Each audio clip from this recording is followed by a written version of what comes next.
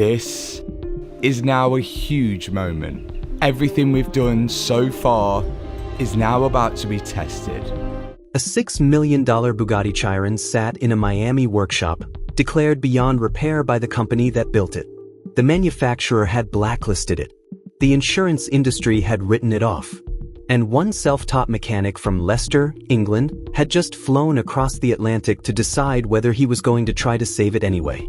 This is the full story of the rebuild the automotive world said was impossible, and the man stubborn enough to attempt it. Before we get to the Bugatti, you need to understand who Matt Armstrong is, because this story only makes sense when you know where he came from. Matt grew up around cars. His father Tony was a solid, no-nonsense mechanic, and Matt spent his childhood in the garage absorbing the basics. But cars were never his first passion. From the age of 16, Matt was a competitive BMX rider, serious enough to travel across Europe and qualify for the BMX World Championships in Germany. He qualified in 16th place. Then, during his qualifying run, attempting a 720 tail whip, he dislocated his shoulders so severely that the injury never properly healed. It would dislocate randomly, sometimes in his sleep. At 20 years old, the career he had spent years building was over, and he needed to find something else to do with his life. Cars became that something else. Matt launched his YouTube channel in April 2013, initially posting BMX content while working multiple jobs simultaneously, delivering food, bartending, working in automotive retail and tuning shops. The turning point came when his girlfriend crashed her Audi TT. Rather than pay a garage to fix it, Matt bought the salvage car from the insurer for £600 and filmed the entire rebuild. That project defined his content identity completely. The channel grew steadily. A Bentley Continental GT rebuild during the COVID-19 pandemic expanded his audience dramatically. By the end of 2019, Matt had left regular employment entirely. What followed was a steady escalation: Lamborghinis, Ferraris, Aston Martins, Rolls-Royces, each project more ambitious than the last, every mistake and breakthrough documented openly for an audience that had come to trust him completely. By 2025, Matt's estimated net worth sat between $2 and $3 million, built through YouTube revenue, sponsorships, brand deals, and profits from restored vehicles. He had his own purpose-built supercar workshop in the UK. But nothing in his career had prepared him, or his audience, for what was about to walk through the door. The Bugatti Chiron per Sport at the center of this story belonged to Miami-based content creator Alex Gonzalez. Only 60 per Sports were ever produced. It was the most track-focused Chiron variant ever made, lighter, sharper, and more dynamically extreme than any other version of the car. Owning one didn't just mean owning something expensive. It meant owning something that barely existed. The accident happened during a stunt. The precise details were never fully disclosed, but the outcome was catastrophic. The front end took a massive impact. Beneath the visible body damage, the real devastation was structural. The transmission housing had shattered, and the monocoque, the single carbon fiber shell that forms the entire spine of the car, had absorbed serious damage. Insurance assessors arrived, inspected the wreck, and reached the inevitable conclusion.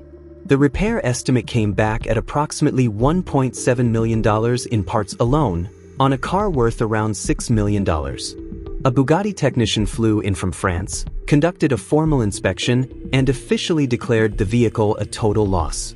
It was assigned a salvage title and listed on Copart, the online auction platform where destroyed cars go to find whatever life remains in them. Matt Armstrong saw the listing and booked a flight to Miami. The trip didn't start smoothly. On the way to the workshop, a vehicle cut across traffic and struck a Ferrari being driven by one of his team members. They hadn't even seen the Bugatti yet and were already dealing with a crash. Matt wasn't deterred.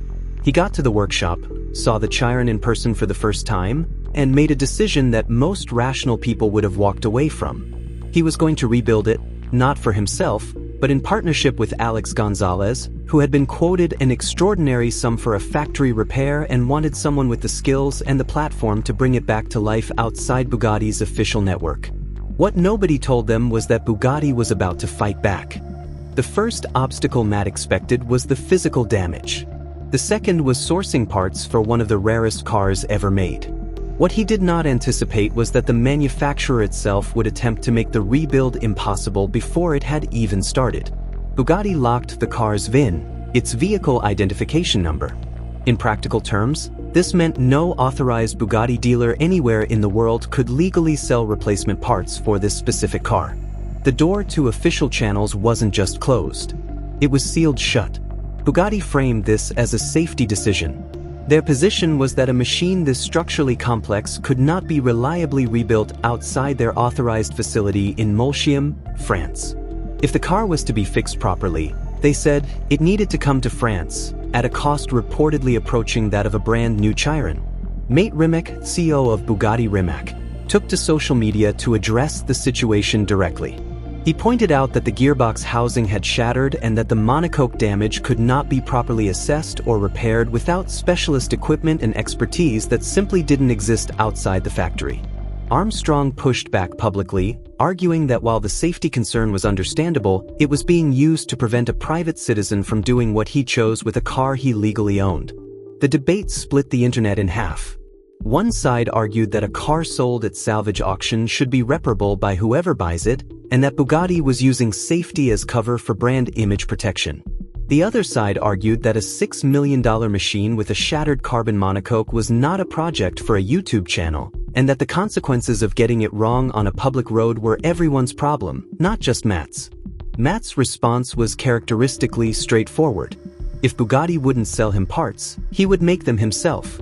The Bugatti Chiron Per Sport is not a complicated sports car. It is an engineering statement, a quad-turbocharged 8.0-liter W16 engine producing 1,500 horsepower, routed through a 7-speed dual-clutch gearbox and an all-wheel drive system built to tolerances that barely exist outside aerospace manufacturing. Almost every system in this one had been damaged, compromised, or destroyed. The transmission was the single biggest challenge. With the gearbox housing shattered, the entire car had to be split into front and rear sections to allow access. Rimac had publicly stated that only 2 places in the world were equipped to perform this operation. What Armstrong's team discovered when they actually began working through it was that the split, while demanding, was achievable. It involved removing specific bolts to divide the car's modular structure, and with the right information and the right tools, they got there. The transmission mount had to be welded back into position, a precise, high-stakes repair on a component specifically engineered to break in a controlled way during a crash to protect the surrounding structure. The 2 halves of the car were then rejoined using 14 titanium bolts, a milestone that felt almost symbolic given everything it had taken to reach it. A fabricator named Bob became one of the most important people in the entire project. He spent 60 hours building a custom front crash bar from scratch, with no 3D scan of the original to work from, and somehow replicated the design accurately enough to bolt directly onto the chassis. He also fabricated replacement radiators from nothing, because no replacements were available through any official channel. Airbags were sourced from an Audi A3. A pinched coolant overflow pipe was repaired using a section of rigid brake hose. A custom exhaust was fabricated by Valvetronic. Every step presented a problem with no instruction manual and no support line to call. Firing up the W16 for the first time after the rebuild was not simply a matter of turning a key. The car had been run without coolant at some point before the crash, and running any engine without coolant risks serious internal damage. On a quad-turbo Bugatti, it could have ended the project entirely. It hadn't. The cooling system had survived intact. With that relief out of the way, the team began the careful process of reconnecting every system the rebuild had required them to separate: coolant, fuel, intercooler, ECU, transmission controls, everything that feeds a machine this complex, all of it needing to be correct simultaneously. Then the Chiron fired up. The W16 caught, settled, and filled the workshop with a sound that nobody present had ever heard from a car in that state. The custom Valvetronic exhaust gave it a deeper, more aggressive character than the original. The contrast between the unfinished bodywork and the perfect mechanical thunder underneath it was extraordinary. The internet reacted accordingly. Hundreds of thousands of views arrived within hours.